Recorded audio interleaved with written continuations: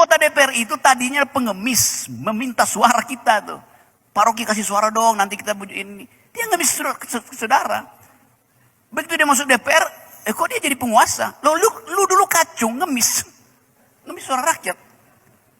Kan itu yang mesti kita ubah. Anda itu adalah pesuruh kita, bukan representasi kita. Apalagi mereka klaim, kami mewakili kedutaan rakyat. Ngehek lu.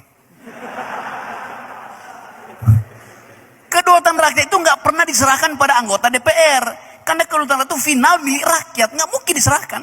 Saya merepresentasikan diri sebagai rakyat, lalu direpresentasikan oleh anggota DPR.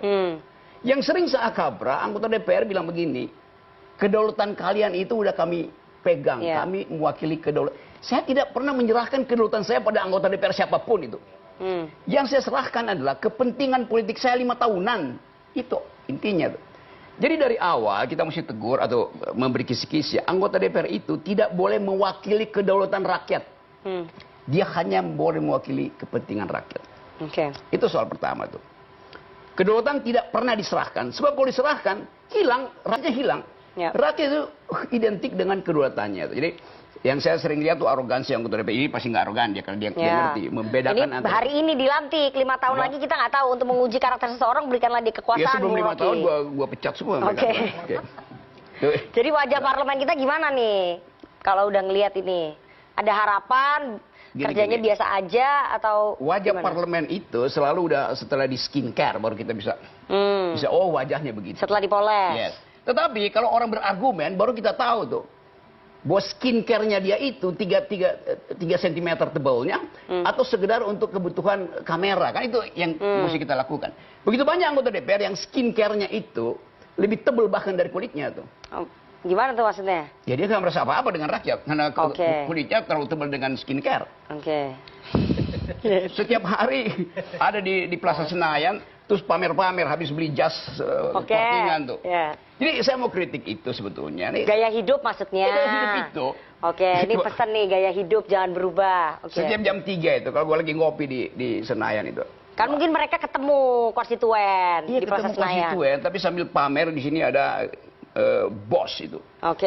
Juga bos itu. Jangan sebut merek ini. Terus? Ya, itu norak namanya. Karena dia mau pamer. Dia nggak ngerti cara. Jadi jangan sampai gaya hidup mewahnya itu. Bukan. Gaya hidup mewah tapi kendorakan dalam kemewahan, itu yang konyol namanya. Itu tetap kita mau lihat bahwa anggota DPR ini akan menghasilkan legislasi itu. Yang kedua, dia mesti mendistribusikan APBN yang betul-betul minim. Yang akan tiba di daerah berapa? Daerah udah ambil 1.000 triliun. Kata Pak Prabowo kita punya 3.600 triliun. 1.000 dolar sudah dipakai buat daerah, 1.000 dipakai buat bayar utang, tuh 400 dipakai buat makan siang itu. Tinggal ada 400 triliun. Yang akan didistribusikan. Ruang fiskalnya segitu. Pasti akan ada problem. Sementara daya beli tidak naik itu. Ekonomi di-push 8%. Oh ya, tetapi itu akan menimbulkan disparitas tuh. Karena begitu 8%, yang akan tumbuh itu yang sedikit pasti. Nggak ada yang bawah itu tumbuh 8%. Akan ada disparitas. Gini rasio akan memburuk segala macam itu. Ketegangan sosial akan. Jadi DPR akan masuk di dalam satu suasana di mana ada ketegangan psikososial. Secara sosial jelas-jelas itu akan ada disparitas. Secara psikologis mesti ada masalah. Bahwa anggota DPR akan berhadapan dengan eksekutif yang di dalamnya ada keretakan relasi antara presiden dan wakil presiden. Itu akan jadi problem juga di Senayan. Akan ada keretakan ya menurut Bung Rocky ya? Bukan menurut saya, menurut netizen. Menurut Bung Rocky akan ada keretakan nggak? Sudah mulai ada keretakan. Sudah mulai. Jadi itu nanti akan menyusahkan posisi partai-partai di DPR dan wakil-wakil rakyatnya.